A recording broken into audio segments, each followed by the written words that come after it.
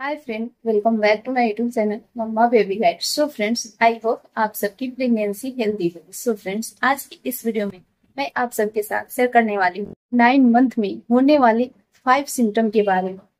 ये सिम्टम आपको normal delivery की ओर सजेस्ट करता है, नोटिस देता है कि आपके बॉडी में कौन कौन सी सिम्टम 9वें महीने में दिख रहे हैं या दिखने वाले हैं। अगर आप 9वें महीने के पहले प्रेगनेंसी में हो, 9वें महीने से अगर आप 9वें महीने से पहले प्रेगनेंसी में हो, तो आपको 9वें महीने में कौन कौन से सिम्टम आपके बॉडी में नोटिस होंगे, जिससे आपकी नॉर्मल डिलीवरी आसानी से हो सकती है। सो फ्रेंड्स, अगर हमारी वीडियो आपको पसंद आती है तो चैनल को सब्सक्राइब करें, वीडियो को लाइक जरूर करें, साथ ही साथ एक शेयर कर दे, प्यारा सा कमेंट्स जरूर करें।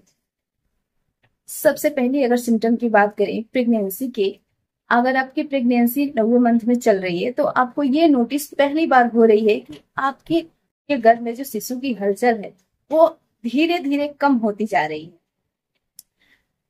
ये नोटिस आप कर पा रहे हो। पहले सप्ताह में तो नॉर्मली रहता है, अगर दूसरे सप्ताह में आप 9वें महीने के दूसरे सप्ताह में एंटर हो रहे हो तो पहले सप्ताह की अपेक्षा दूसरे सप्ताह में ये आप नोटिस कर पाओगे कि बच्चे की हलचल मूवमेंट धीरे धीरे कम हो रही है। तो इसका क्या रीजन है?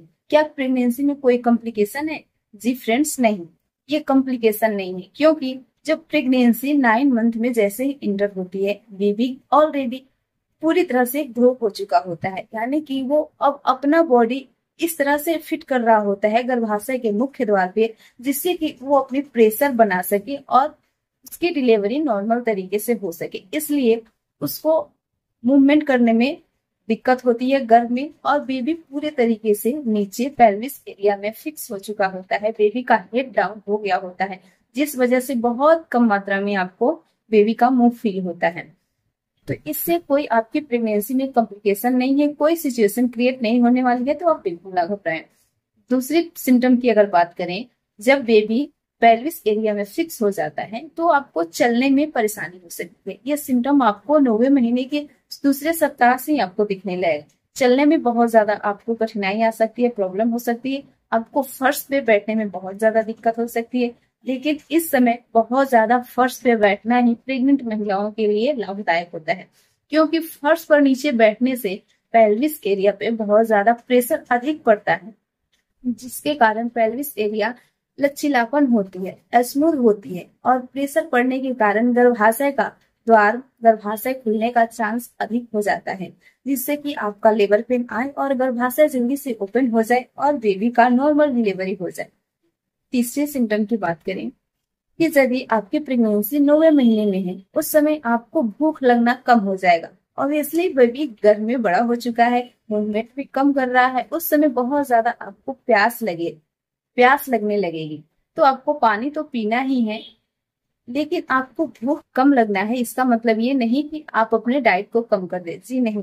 अगर आप अपने इस समय डाइट को कम कर देंगे तो आपकी बॉडी वीक पड़ जाएगी, और प्रसव पीड़ा के समय यानी कि लेबर पेन के समय जो आपको बॉडी से मजबूती चाहिए वो नहीं मिल पाएगी। इसलिए डाइट को इस समय कम नहीं करनी चाहिए और हेल्दी डाइट लेनी चाहिए।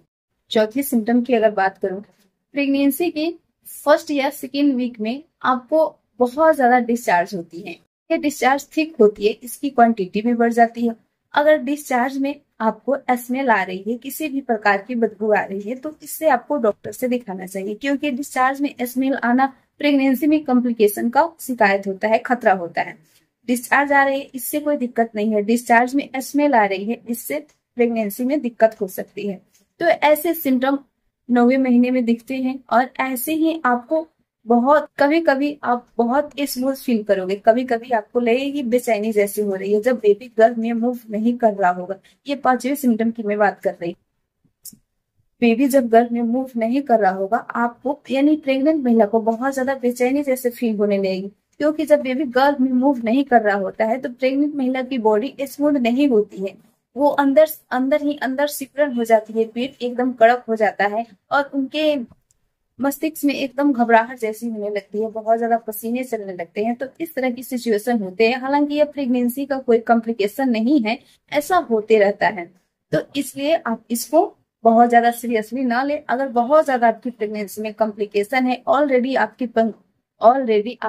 आपको डॉक्टर ने बताया है कि आपकी प्रेगनेंसी में कॉम्प्लिकेशन है, आप बेड रेस्ट पे हो, तो आपको तो हर एक हफ्ते रूटीन चेकअप के लिए डॉक्टर के साथ आपको मिलना ही चाहिए, विजिट करना चाहिए। सो फ्रेंड्स मेरी ये वीडियो आपको कैसी लगी कमेंट्स में जरूर बताएं। अच्छी लगी होगी तो चैनल को जरूर सब्सक्राइब करें, वीडियो को प्यारा सा एक लाइक करें। Thank you, thanks for watching my video, bye.